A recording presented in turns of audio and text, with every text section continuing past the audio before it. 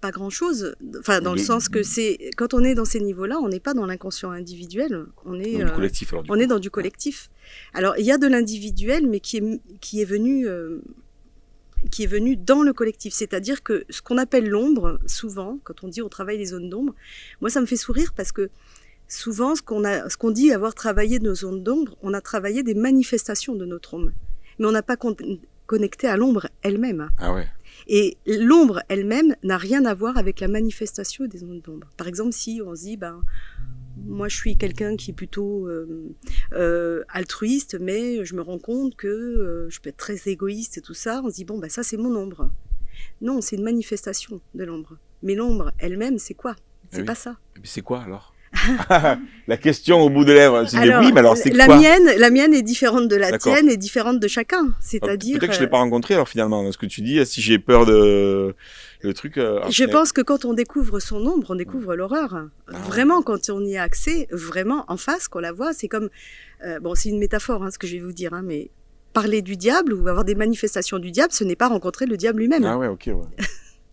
Donc c'est de ça dont il s'agit. C'est-à-dire que l'ombre est un archétype, déjà. Et c'est un archétype extrêmement puissant et qui est en dessous de notre individualité. C'est-à-dire qu'on a notre inconscient, dont parle Freud, qui est notre inconscient individuel, qui est lié aussi à notre... on a notre conscient, le subconscient, l'inconscient. Mais derrière ça, il y a l'inconscient collectif et l'ombre est un archétype parmi d'autres, en fait. Et quand on connecte avec ces archétypes, on connecte, alors on peut connecter à des archétypes qui sont très beaux, qui sont magnifiques, et puis d'autres qui sont terribles. C'est les deux côtés. Mais alors, du coup, est-ce que tu conseilles ou proposes à tout le monde de rencontrer son ombre? Je conseille pas, je conseille surtout d'être bien encadré, ce qui n'a pas été mon cas, puisque moi je dormais, donc... oui, toi tu faisais en rêve, ce que tu oui, nous moi expliques dans ton livre. Ouais. ça a été...